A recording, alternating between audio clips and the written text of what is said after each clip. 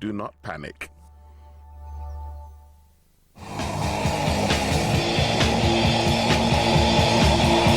It's like a bunch of loony spacemen who'd been on a spaceship for 1,000 years and had gone completely wacko. There's some very respectable rock and rollers out there that cite Hawkwind as a major influence in them. John Lydon from the Sex Pistols, he said there would have been no Sex Pistols if it wasn't for Brainstorm. All the punk bands, they were looking to Hawkwind as a role model, really.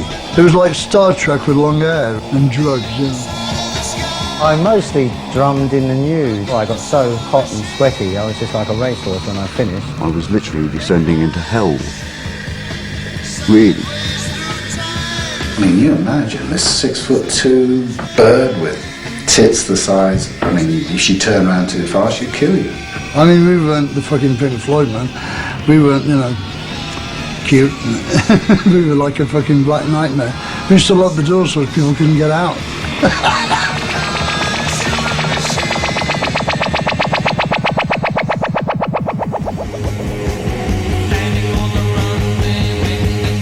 Too wild and ugly for the rock and roll mainstream, Hawkwind forged the original sound of the Westway from the back of a flatbed truck, and over the next 4 decades led the British underground from the squats of Ladbroke Grove to the solstice at Stonehenge and beyond, into the new dawn of rave and techno.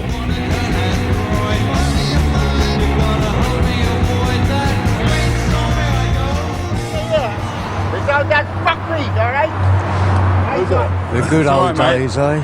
It's all right, mate. Well, it doesn't change round here very much, does it? Wasn't he in Hawkwind? Oh, was he the singer? Yeah. Oh, right. This is where Dave Brock used to go busking. That's right. Yeah, I do, yes. Yeah. That's it. He was doing the good clip. Hurry on,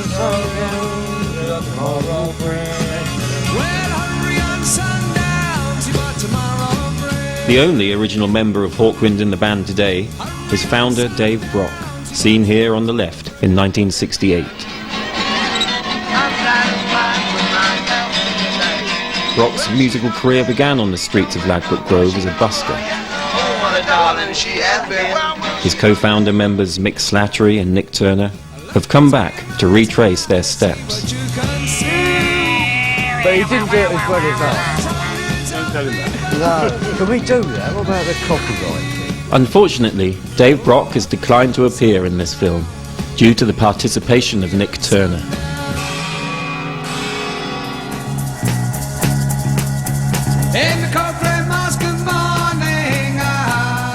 The band grew from a core of Dave Brock and Mick Slattery. Nick Turner came on board with a van and a saxophone, and they soon recruited Turner's friend Dick Mick on electronics, bassist John Harrison, and a 17-year-old drummer, Terry Ollis. We got the Royal College of Art, a lecture hall in there, where we had it for the whole summer break, so we could leave all the gear set up on the stage there. And they used to go and drop acid and go and play up there. With strobe lights.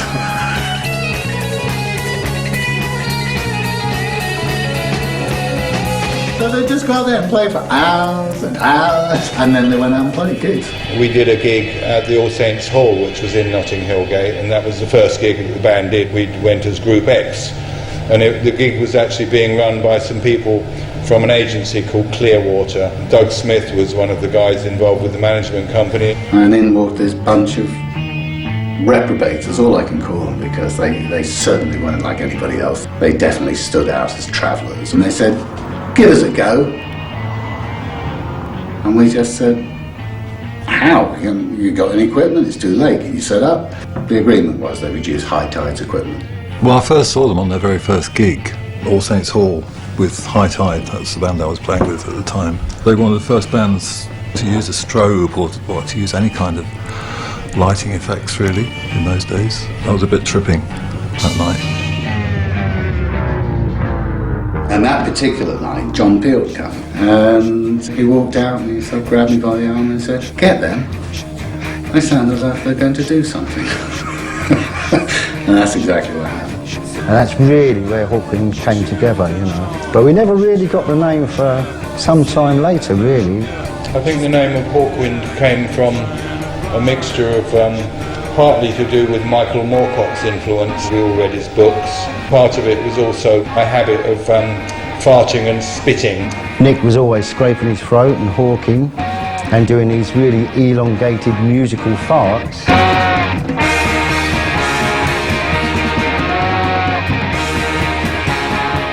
No sooner had Hawkwind signed a record deal than they lost their first member, Mick Slattery, who went to live in a gypsy caravan in Ireland. In the band's tug-of-war between fellowship and sole ownership, he was the first of almost 50 musicians to pass through Hawkwind over the last 37 years. Slattery was replaced by Hugh Lloyd Langton, and soon afterwards, the band went into the studio to record their first single. Tomorrow might bring. Hurry on, sundown, see what tomorrow might bring. May bring great, any old thing. Look into your mind's eyes, see what you can see. Because there was a cult following that had built up by that point, they sold records that sort of went, this looks interesting, maybe we'll make an album. For the first album, I think, captured the spirit of the band the most. For at the time, just played live in the studio pretty much, the first album.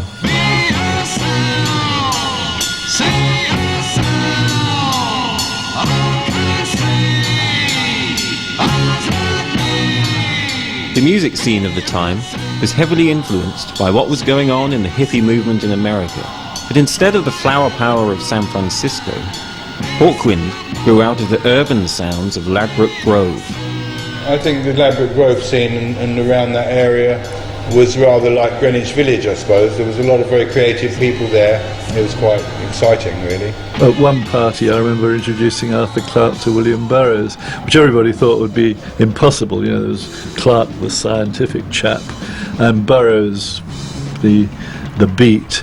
And they got on like a house on fire. They would not, you know, they just kind of stayed together the whole evening talking. I've never been in an environment, certainly in England or Great Britain even, where music so defined the environment, and very different and eclectic kinds of music. It was really great. Yeah, it was really fantastic. Drugs were very important, especially around Portobello. There was always lots of good marijuana, good hashish. Hash cookery, man. 16 traditional recipes, 2 shillings. Lots of great acid as well. But of course there was speed and a few other dodgy things that didn't do so well for people. And it was that period. It was, you know, it was at the crossroads between the 60s and the 70s. The 70s hadn't really defined themselves yet. It was still early days. And in the middle of this were people like Hawkwind, living on soulful and spiritual endeavour, basically. And I think that's what they wanted to do with their music. It was in Ladbroke Grove that the band first teamed up with Michael Moorcock, leading light of a new wave of science fiction writers. I was helping organise some gigs under the motorway. I'd already written some lyrics for Dave and Nick. They'd asked me for some lyrics. During the organising of that particular gig, they said, why don't you come up on stage and perform them for us? So I did Sonic Attack and things of that kind. Sonic attack on your district, follow these rules. If you are making love, it is imperative to bring all bodies to orgasm simultaneously. Do not waste time blocking your ears. Do not waste time seeking a soundproof shelter. Try to get as far away from the sonic source as possible. It's dystopian in that you're always issuing warnings, and that's what dystopia is about. But I mean, you tend to issue the warnings because you're optimistic enough to think that by issuing the warning, something will change. You know, a lot of those lyrics, which were virtually psychotic in the world they were showing, were only being done in order to try to change things. The people that use something must be part of it. That is what participatory democracy is. This is the acid test. This is the only way to tell whether a person is in the alternative society or not. Yeah. Here you are. Yeah. Right. Go ahead. Right. Burn the money. Right. You burn the money. That was the time, that was the zeitgeist. We really did think we could change things for the better. We certainly didn't think they would get as bad as they did get. Shops are free, houses are free, we don't need money, that's where it's at, that's what it... Ladbroke Grove was home to the radical press, and one of the great gathering points for the underground communities was at the offices of Friends. Well, Friends magazine was a broadsheet journal, and it came out every 2 weeks, I think. It was like Oz, and it was like the International Times was the other one. Whatever was happening in the counterculture, there'd be a bit of politics, there'd be a bit of anyone that had an axe to grind against the man could come in there and, you know, vent their spleen, basically. Hawkwind used Friends' office as a meeting place for when they did gigs, which was almost every day. So every day they would be in the office. The whole group, they'd come in one at a time. The room would immediately start resembling a Cheech and Chong movie. I mean, it was just smoke everywhere. They were the best times in that office were when they were there. They were kind of like the Pied Pipers, you know. I mean, okay, you know, it's the end of the underground, but here's Hawkwind. They're coming in and like, you know, we'll go off to a gig with them, and we'll still keep the spirit high.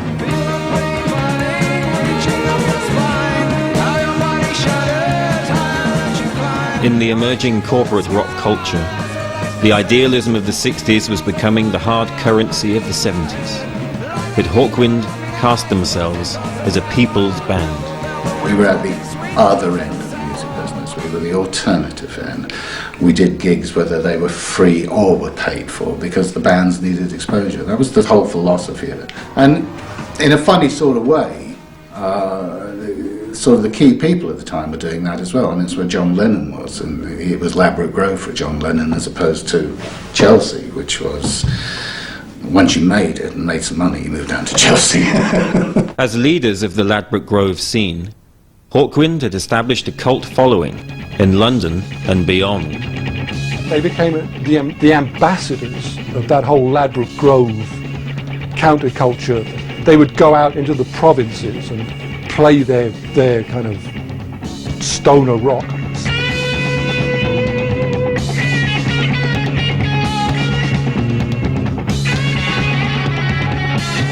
In each provincial town there'd be 3 or 4 people who had some kind of access to cannabis, or maybe a bit of LSD, or maybe some form of speed. When Hawkwind played, you'd see those 4 people right in front of the stage with a look of complete beauty, you know, just home at last, you know what I mean? Look on their face. No one really thought about tomorrow, and no one in the band made much money, but then no one really cared. I've never met a group who had such little regard for money. They were the last group in the world to have any kind of fame-seeking agenda. If it was a choice between playing a free gig and a paying gig, very often Hawkwind would have played the free gig. Dave was very agreeable to doing free gigs. Yeah, I think it depended partly on the individual politics of the people involved. If they approached me, I'd always say yes. I used to do loads, you know, Friends of the Earth, anybody really. Gay Pride or, you know, anybody really. The ethos of the underground was free. The White Panthers supplied food at all the festivals for free. The band was very associated with the White Panthers in many ways. There was no sort of radicalness from the point of them blowing up buildings or anything like that. The spirit of the free gigs under the Westway soon headed into the country, with the rise of the free festival scene. The rural effect, which generally free festivals tended to be,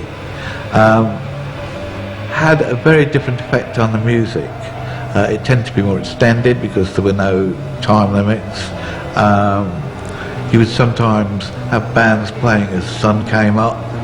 You'd have bands playing at 3 o'clock in the morning. You'd have campfires. It added a very different dimension to everything that was going on. So free festivals we play out on the stage, and the paying festivals we sort of would try to do an outside thing, you know, free for the people like who couldn't get in and stuff. But I mean, that's what we've done at the Isle of Wight with the big canvas city thing.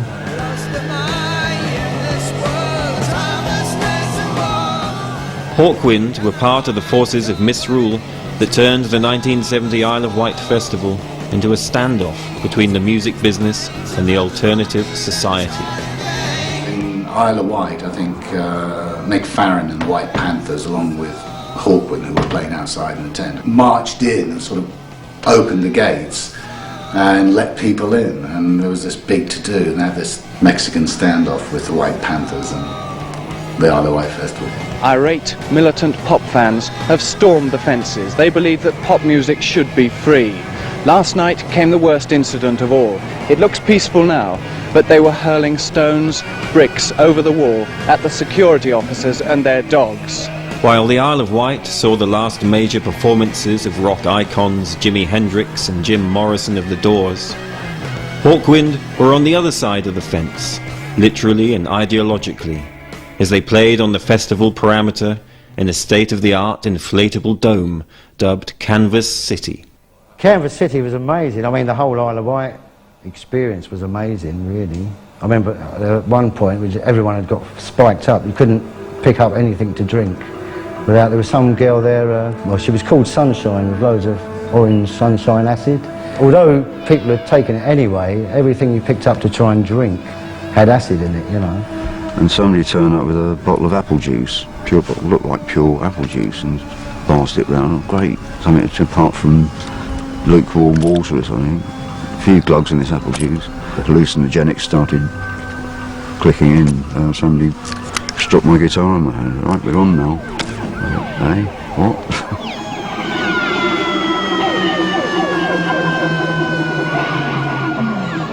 We had all the gear set up to play, and I'd just gone in there first, all the rest of the band behind me. As I walked in, they slammed the door shut, wouldn't let anybody in or out because the machine had broken, keeping the thing up. And it was slowly coming down. I led in through it up some stairs and through a door. Then you had to close that door and down steps into the actual auditorium. And this thing was getting lower and lower, and there were women screaming. It was really getting hairy, you know. I was being led in there, and I was literally descending into hell. Really. With all these people freak dancing. It's quite a gory light show, freaky light show. So I just hit a chord, and this whole cacophony kicked off.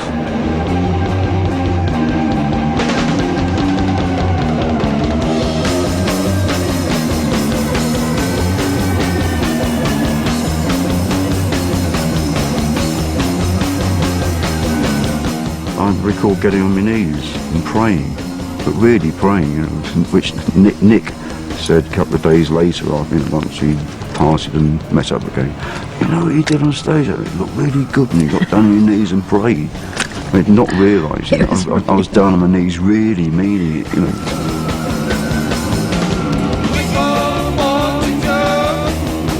It must have affected the music a great deal, really, yeah. It was a very much shared experience with the audience, you know. I suppose half of them were on drugs anyway, you know. We all took off together, really.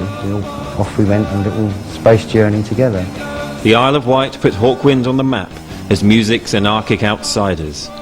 But Hugh's experience prompted his departure for Leo Sayers' backing band. Meanwhile, Hawkwind pushed further at the edges of sanity with the arrival of Robert Calvert.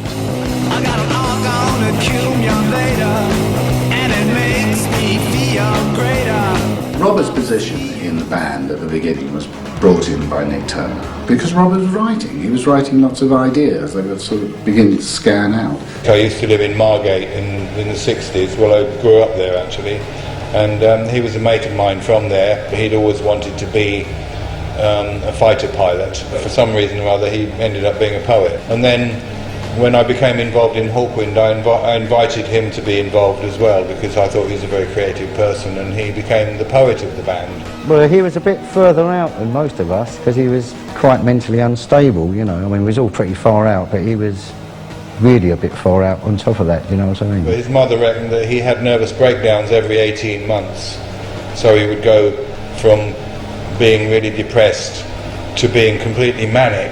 Other times he'd be having a nervous breakdown. He'd go for a 20-mile route march, you know, in his army uniform and end up in a loony bin.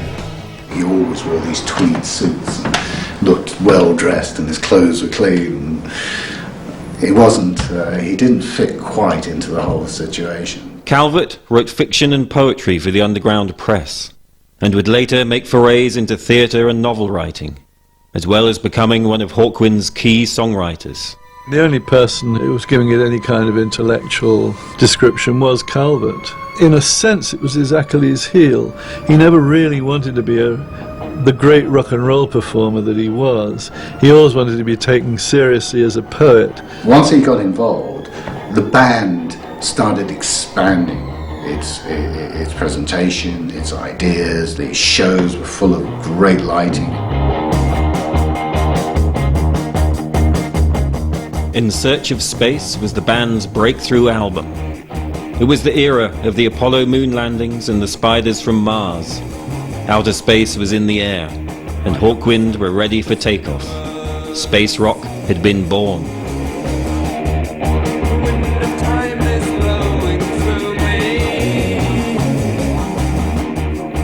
The album came with Calvert and artist Barney Bubble's Hawkwind log, which envisioned the LP as a two-dimensional trip in space and time.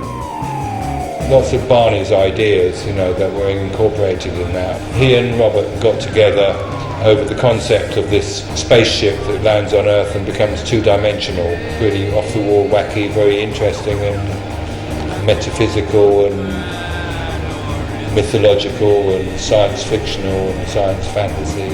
The term space rock come up when we was in Clearwater, and yeah, it pretty much summed us up really, because we were all really spaced out and really rocking. It was psychedelic. It was psychedelic space as opposed to space. And to a certain extent, the Barney drawings and influences, and it certainly led it that direction. Hawkwind's use of heavy trance rhythms and electronics was closer to the new German bands, such as Amondul, Can and Neu, than to anything going on in Britain. I think the science fiction element comes from the sounds. If you think about it, he had this audio generator in the background, which the only other band in the world using an audio generator at the time was Silver Apples. And Dick Mick would have these wonderful sounds going across the albums, that were sort of spacey sounds. And because that was spacey sound, it was an inevitable thing that we're going to sort of follow that path. Former roadie Dick Mick was soon to be joined by another roadie, elevated to the stage, Del Detmar. Dick Mick and Del Detmar, really good company. They seemed to be like a couple of guys that were like, you know, pot dealers that had just fallen into music making by happenstance. It was happenstance that brought another key member to the band. So I'd just come out of the Hendrix roadie job, you know. And then I was in a squat in Gloucester Road and I met Dick Mick.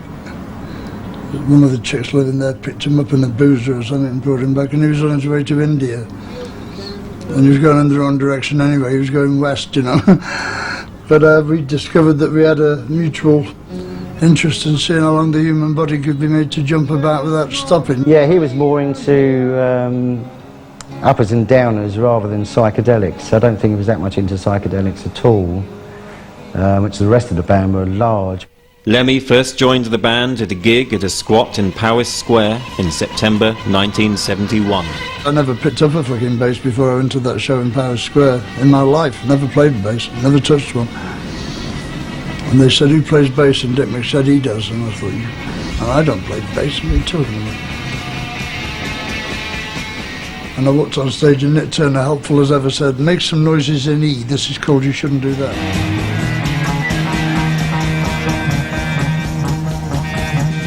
When did you first see Hawkwind before you joined them, and what were they like? The Roundhouse, and they were terrifying. I mean, I thought, I've got to join these guys, I can't watch them. Because there was 600 people doing this all together at the same time, you know, like epileptic fit. It was kind of heavy, and so people that were on downers could like, oh, hey man, this is kind of heavy, you know. And people that smoked pot were like, yeah, because there's all these textures in the sound, you know. It wasn't like Jerry Garcia, who would play these incredible guitar solos. We didn't know what the fuck we were doing. We didn't make any attempt to understand synthesizers. We just got, I mean, Dick Mick was on this ring modulator thing, and Dell, who was playing the synthesizer, had no previous experience of it whatsoever. He just bought the booklet and sat there reading it while he was doing it. I mean, I don't know what it sounded like, but it must have been interesting from time to time when he was like turning the page, you know what I mean? Yeah, it was experimental in the true sense, you know. We really were trying to find some new way of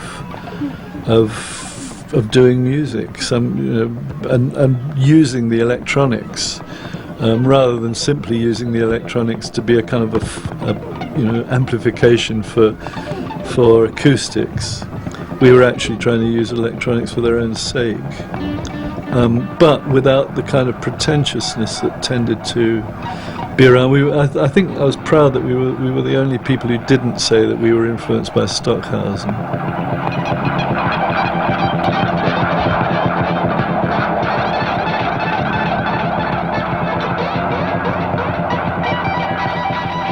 We called it an audio generator. Actually, it was a ring modulator through a wah-wah pedal, which is kind of a weird sound, but it goes out of human hearing both ways, right? If it goes out of human hearing upwards, then your inner ear fails and your balance goes and you fall on the floor and eventually throw up. And if you go below human hearing that way, it loosens your sphincter muscles and you shit down your legs. So we used to have a lot of fun with the audience, yeah. I used to have these speakers I call eliminators. I had one on each side of the stage. They're huge things, big horn kind of devices with high frequency horns in the middle. In conjunction with the VCS3 synth that I had, I could stun a badger at 20 paces. Dick Mick used to come over and say, "See that blonde guy?" Over you go. I would never instigate sonic violence to that degree, but once someone else starts it, I'll join in. In striking contrast to the band's arsenal of sonic weapons was the arrival of dancer Miss Stacia, who climbed on stage to join the band at a gig at the Flamingo Ballroom in Red Roof.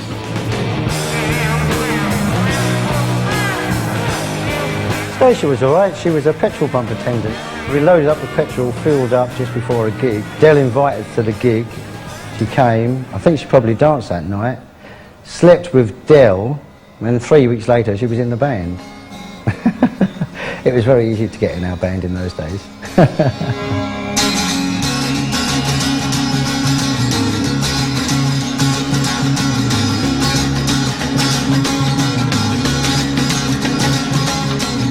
She was a bookbinder by profession, and then she had an uncontrollable urge one night to take all the clothes off and paint herself blue, which is probably a throwback to the Roman invasion of Britain, you think?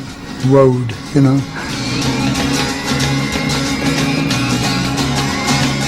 And then she came on the road with us, and she was really weird. I mean, she was great, blowing bubbles on stage and shit. She was great. I mean, she was an impressive woman. I mean, she was 6'2". A 52-inch bust, I mean, she was an overwhelming sight for the youngsters in the crowd. And she used to pull them down again and bring them back to the hotel, I shared a hotel room with her for 2 tours. It was really fucking funny, to see these kids. I thought it was their birthday, and anyway it was. With the arrival of Stacia and Lemmy, alongside the likes of Robert Calvert, Barney Bubbles and the band's very own lighting crew, Liquid Len and the Lensmen, Hawkwind hit their stride as the biggest freak band in the galaxy, galvanized by the unexpected trajectory of Silver Machine, their second single released in June 1972.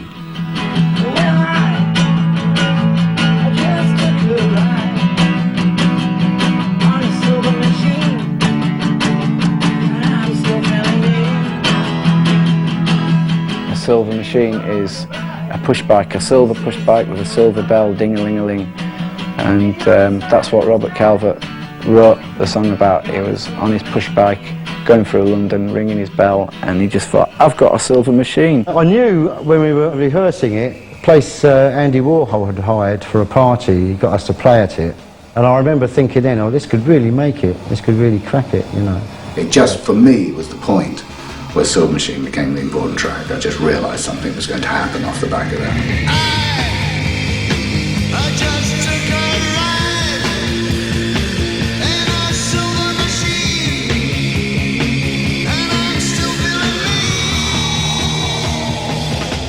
I don't know how many copies it sold, 1 million copies or something like that. So that was the best-selling out record that we ever had.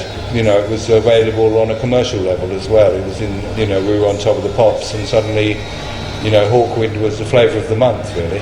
So that was quite cool. Dave had the riff, and then Bob put the words to it. And that's pretty much how you work with Dave. You didn't really get together like Lennon and McCartney and, you know, and a couple of guitars. Dave was a very good writer, you know. There was all good songs. Silver Machine brought new pressures to a band that had never had to deal with the business side of music. Well, I mean, hit records always change the dynamic of a group, because the guy who wrote the song is suddenly making a lot of more money than everybody else. And then also that there's the guy who sang the song is suddenly in the spotlight. Yeah, they didn't want me to sing it. They tried everybody else singing it except me, because I was a new guy, you know. And then they had to ask me to try it because nobody else could do it. Nobody else could hit the high note. And I got it in 2 takes, and it really pissed them off. And then it really pissed them off when it went to number 2 in the charts, and I had my picture on the front of the Enemy on my own. Funny as shit. You could hear them seething in the darkness at night. Suddenly we were very successful. Suddenly we had a load of money. I mean, we didn't actually personally have a load of money, but there was a load of money from the record. We did actually get a bit of money. Dipmick left the band because he didn't like to be in a commercial band, really. It did change, you know, people suddenly saw dollar signs and pound signs. Changed people's attitudes, I think. It probably became less sort of altruistic and less idealistic, really. With Silver Machine, the underground went overground, and the sudden influx of hard cash allowed them to mount the ambitious stage show, Space Ritual. It was an amazing show. It was probably one of the best shows ever in rock and roll, in fact, at the height of it. Space Ritual was a great tour, you know. The Space Ritual was a space journey. Now, you can't get more far out than a space journey. It was very acidic. It was very psychedelic. That was the whole intention, you know. Play on the mind, play on the eyes, play on the ears. And thank God we got it captured on an album, you know. If you turn that up full, put headphones on, take about 5 tubs of acid, fucking, you know, heat up some oil and shit, and project it on the wall, you have some idea of it.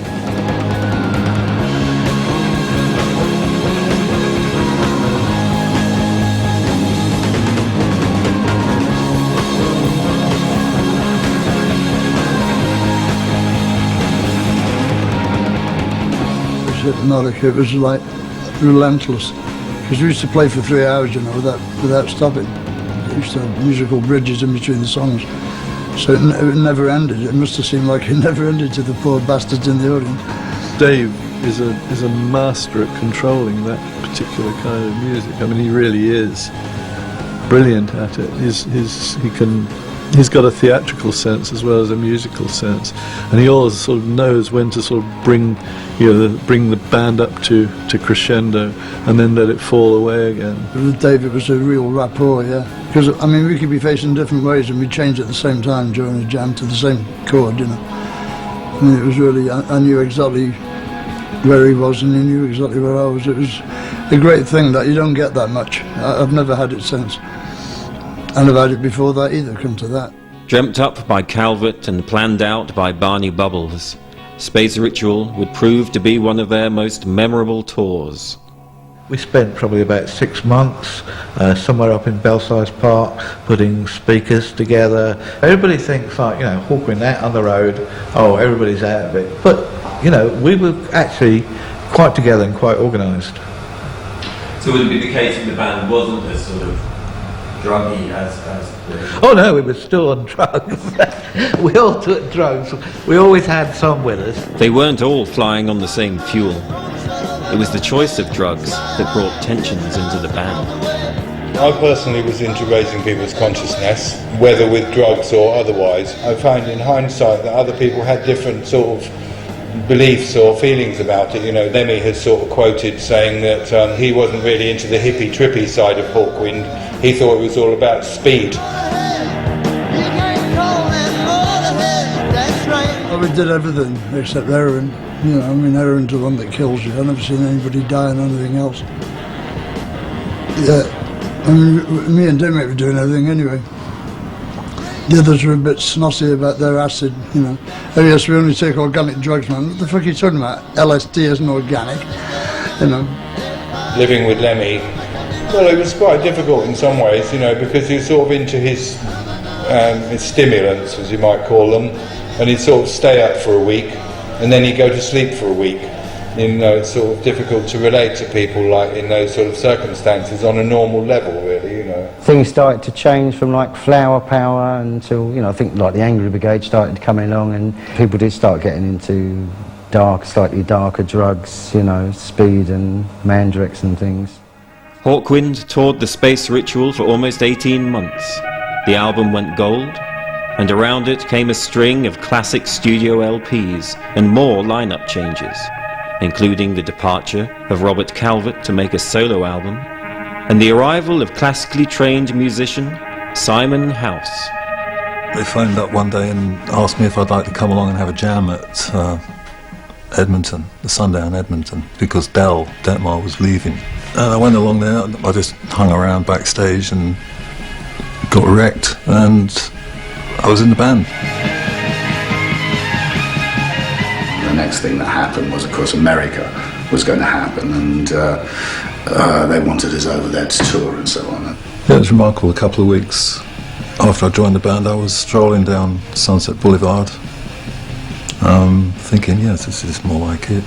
Yeah, that was chaos, if you like. I mean, an American loony is a much better quality loony than an English loony. They go all out, you know, I mean, completely wacko, you know. And they came out of the hills, they came from everywhere. Every gig was virtually a sellout. We got spiked in Cleveland by two separate sets of fucking hippies, put angel dust in all our drinks, right? So we've had a double dose of it, and I get out on stage and I'm thinking, what the fuck is this? Oh, I hit it and it makes a noise, good. Hawkwind returned to America in April 1975, but this time, things were about to go seriously wrong. The first episode that I really remember was we pull into a service station, truck stop, to get something to eat. We come out and we can't find Lemmy anywhere. They all went for a meal in this roadhouse and I went out with my camera. And I got whacked over the head and had my camera nicked. I didn't have any money hardly on me. And I go back to the roadhouse and they've gone. Left me there. Nice guys, right? Cosmic.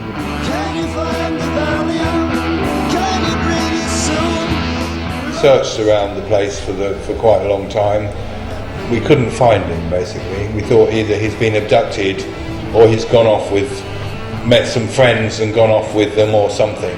So I hitchhiked across the entire fucking state of Michigan in the middle of the night, tripping, right?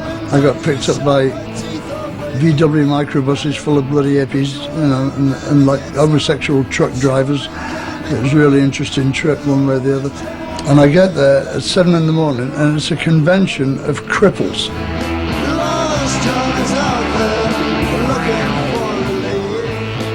Then there was the episode going into Canada, and Lemmy got busted going into Canada with speed. 2 days in jail, handcuffed to a fucking bar,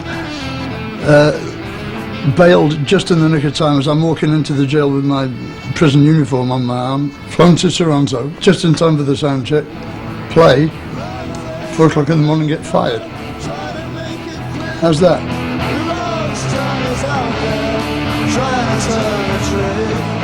During the day, I called the brief in New York, my lawyer in New York, and I said, you know, what's he going to be done for? And he said, nothing. I said, why? It was speed. He said, yeah, but in Canada, speed is a pure food. Lemmy's sacking was the first schism to truly rock the spaceship Hawkwind. Well, of course you'd better if you get fired from anything. Should have hidden it better, shouldn't I? You don't think about it though, you know, especially when you're tripping. After Lemmy, Nick Turner was the next front man to get his marching orders.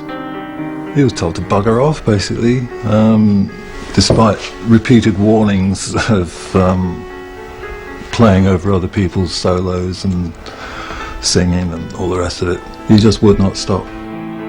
I was put in a very untenable position where I had certain people saying that unless I left, they were going to leave. So I sort of stepped down, basically. I thought, you know, I bowed out gracefully, really. It was just a complete fuck-up. You know, they were just about to make it in America. They were just about to start having a name for themselves, and they blew it completely. For one thing, they fired me, and I was the driver behind that band. I drove it, you know. And then they fired everybody who was good in the band. They fired Nick, and, like, Stacia left. Stacia got married and moved to Germany. Lemmy formed Motorhead. And Nick went to record flute music in the Great Pyramid. With Lemmy and Turner gone, Robert Calvert returned as the bipolar heart of the band to power Hawkwind through some turbulent times ahead. I mean, he's a genius. His lyrics are just wonderful, fantastic. Einstein was not a handsome fellow. Nobody ever called him out. He would get overstretched and start losing it. He was prone to get almost violent sometimes, and he also had a penchant for guns and swords. I remember that he had a machine gun firing blanks at one gig. He would go into a complete fantasy world from time to time. His poetry would actually take him down different paths, and he would become another character. And he believed in the characters he wrote about. I think that made him rather... And I just said, that's the next track, it's fantastic, let's go for it. And we put it out, and then the IRA blew up Baker Street. And he's thinking about, I'm an urban guerrilla, I got bombs in my cellar, you know. We put out a press release that in view of what had happened, we should withdraw the record. So we withdrew the record. For some, idealism had turned into direct action, and at the height of the Baader-Meinhof terror campaign in the late 70s, Calvert's obsession with revolutionary movements came to a head over the course of a fateful European tour. On the last French tour, where none of the other guys in the band would actually spend any moment with him, and every night he spent the whole night in the lavatory building pyramids out of wet tissue paper, and he was reading this terrorist propaganda out loud in the lavatory through it in the hotel room night after night.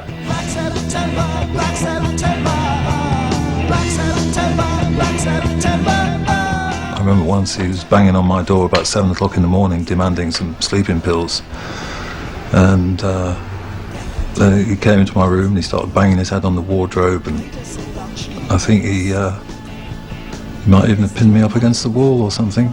Then he'd also been off and bought a couple of hand grenades and a couple of handguns. When it was obvious that he wasn't in his right mind, it started to get really serious. Bob had gone right out on a limb and believed that the whole of the heads of every terrorist organisation and guerrilla movement around the world had arrived at the gig in Paris and were all in the mosh pit in front of the stage. So when the show finished, he invited all of them backstage into the dressing room. We couldn't go on. We had this secret meeting in somebody's room, and it was literally a plan to escape from the hotel without Bob seeing us. They were all up very early the following morning. I went down to breakfast and said, "What's going on?" They said, "We're leaving.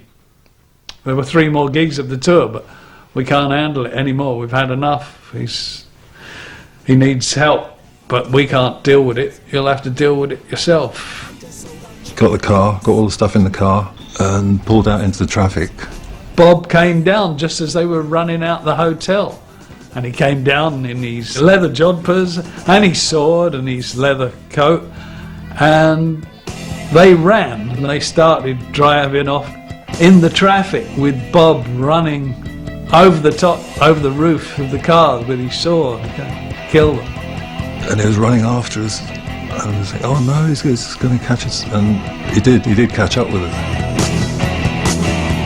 He was trying to open the car doors, this look on his face. It's awful. I had to empty his bags of all this war propaganda, remove 2 guns and 2 grenades and a couple of swords and blades, and we went to Charles de Gaulle, and he was convinced that they were trying to get us there, and he said they're gassing us through the air conditioning, they're gassing us, they're going to gas us. He was living out the urban guerrilla in him. He was a street fighting man. He said, forget the Rolling Stones, they were pussies, they were. I'm the real thing. But really, he was so sweet. Calvert got married 3 weeks later and was reconciled with the band as their 1977 album Cork, Strangeness and Charm reached a new generation of listeners. My favourite period of Hawkwind's music would be undoubtedly the end of the 70s, or mid to end of the 70s, when ironically Hawkwind had pretty much abandoned the sort of heavy riffing that characterised their sound from the sort of very start of the 70s, which all the acid rockers loved best of all. And it was a period that sort of preempted punk rock, I suppose. In the days of the underground. As the ambassadors of stoner rock in England in the early 70s, it was inevitable that the young kids that were going to go on to become punk musicians would come, would find themselves at a Hawkwind concert, taking drugs and probably quite enjoying the experience. And in a way, Hawkwind was a proto-punk group like the Clash. I mean, in that all of the lyrics tended to be urban lyrics, or lyrics that were kind of gritty in that same way, and were attacking in that same way. When Johnny Rotten came to say everything was rubbish, it was so everything was rubbish except Hawkwind. The punks were more of a revolution than we were, really. Because we were a revolution from below, whereas the punks were a revolution from within. But I think we had the better drugs, because the punks all ended up on smack, which killed them, One of those young punks, Ron Tree, would go on to join Hawkwind as a vocalist in the 90s. I was a kid in school, they showed me symbols on a card. And then they put me in a locked and bolted room, I had to fake but it was hard. I basically watched punk rock and realised anyone can do it. And then started to see all these crap punk bands doing really well.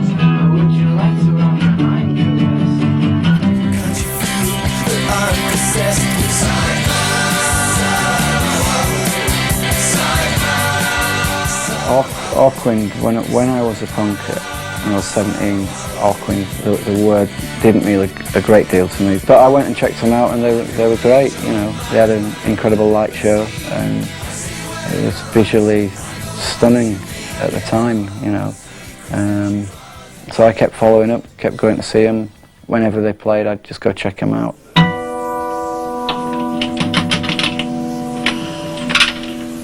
What's that? £10 now. The punk generation had swelled the ranks of the free festival scene into a nomadic movement numbering in the tens of thousands, reaching its height at the Stonehenge Free Festival. It was total chaos. There were some very big, very heavy, very threatening people moving around, Hells Angels hassling you if you took a photograph of their motorbike without asking permission. A real feeling of lawlessness, an enormous presence of drugs right in your face. I mean, everyone's standing around with signs saying, here we sell LSD, lines of cocaine, hot knives, all this kind of stuff going around.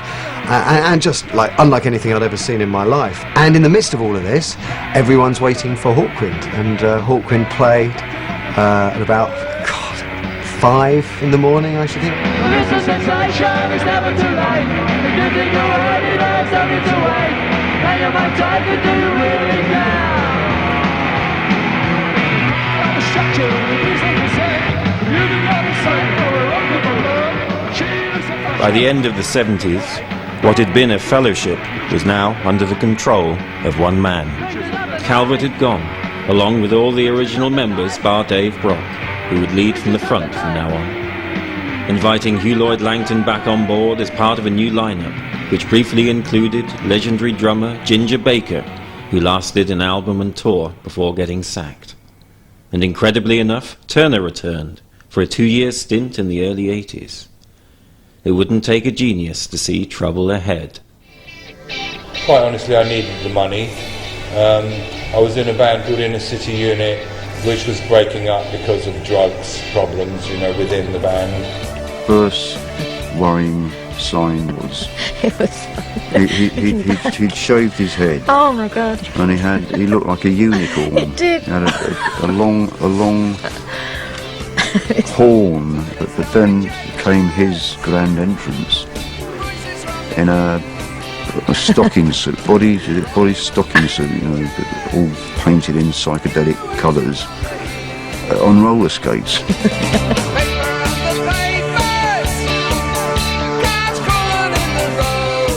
It looked fantastic, because I just sort of moved my legs around so that it didn't appear that I was moving my legs, and I seemed to be just gliding around the stage, playing my saxophone. Absolutely no subtlety at all. But it carried on like that for the whole flipping gig, honking away. Didn't go down well. I think it might have done with the audience.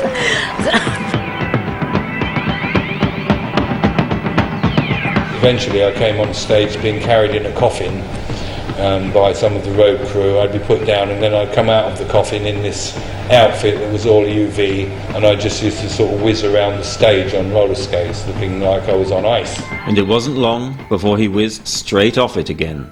We were going to have this meeting, and I didn't bother to go to the meeting because I thought I didn't need to. And then I was phoned up to say, oh, we had the meeting without you, and we've sacked you from the band. And I thought, oh, thanks. Over the next 2 decades, Brock led Hawkwind through alliances with metal, trance and rave, releasing studio albums alongside numerous live sets, and sustaining the band's legacy on the road with a core lineup revolving around Brock and the rhythm section of Richard Chadwick and Alan Davey that has remained stable to this day.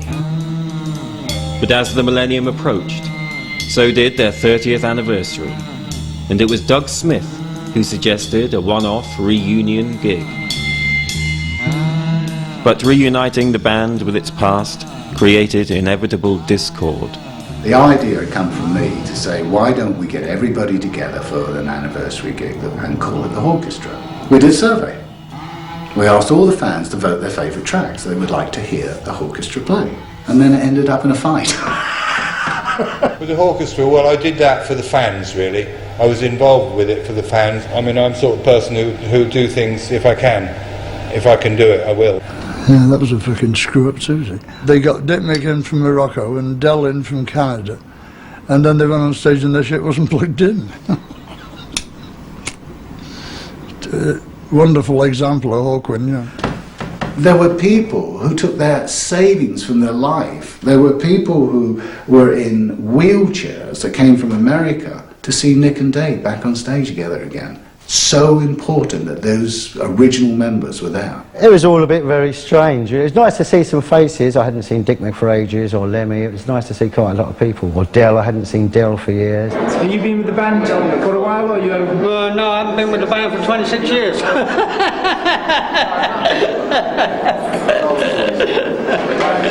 Hi there. How many years you said? 26 since I played with the band. He doesn't look a day old. I don't. Dave was a bit strange. I couldn't shake his hand, I'm afraid.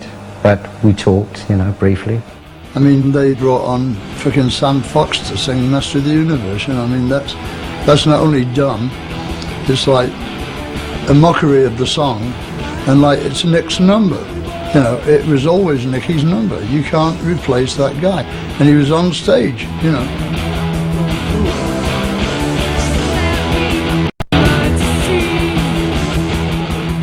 Hawkestra ended in litigation over how the money was to be divided, and the schism between some ex-members and the current lineup turned into a full-scale court battle when Turner decided to put together his own group, made up of former members. The band ex-Hawkwind was a band that I got together with all ex-members of Hawkwind, and I thought, well, ex-Hawkwind is a sort of an apt title, so I can't see anything wrong with that, because they're all ex-members of Hawkwind. But unbeknown to me, and unbeknown to most other people, David actually trademarked the name of Hawkwind. He put an injunction on me, claiming damages from me because of infringement of his trademark. So I ended up in court and having to pay damages. It cost us thousands and thousands, and we're all skint hippies, so forget it. We just had to change the name to Space Ritual. I took Nick's part in that rift. I sort of lost my friendship with Dave as a result of it, but I don't think either of them seriously have broken faith with how they started. I do think that Nick was the spirit of the band, but Dave was the kind of the backbone of the band, without any doubt. I find it quite amusing on the sidelines, but what can you do? You know, it's only music. We're all going to die. What I can't understand is the best years of their life were when they were together and successful and having fantastic fun and having great times and doing things that were crazy. You don't grow up and have all those stories and then just swish it away. The experiences they had were just fantastic, and they should all look back on it with love and think of these golden moments of their lives, because they ain't got golden moments anymore. Hawkwind are still working outside the parameters of the music business, mounting regular tours and hosting their own festival, the Hawkfest, and seeing Hawkwind's influence seep through succeeding generations of stoners and ravers. I always said that Hawkwind were the Pink Floyd with guts, and I think the dance community basically owe a lot to Hawkwind. Hawkwind was playing music that you could dance to. People were always dancing to Hawkwind. It was very rhythmic. It was dum dum dum dum dum dum dum, you know, heartbeat all the time. I think any band that's been playing for 30 plus years, still producing innovative material, that has had so much influence in so many different spheres, demands respect. I think the name of Hawkwind will live forever. Hawkwind's legacy will actually increase in impact rather than decrease, because it did hold the faith. I mean, it held the faith in many ways better than the Sex Pistols held the faith, if that's what you value.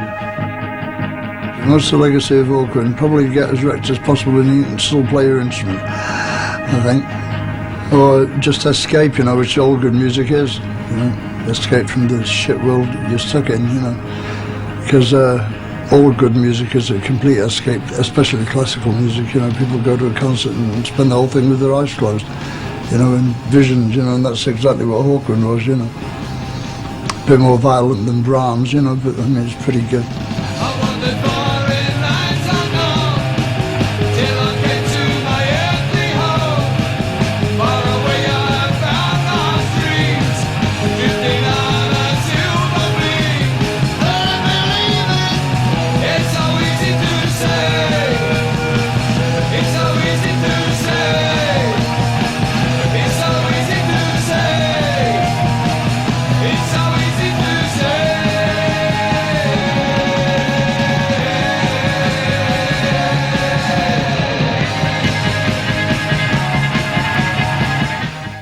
New girl Tara King is put to the test next on BBC4 in The Avengers.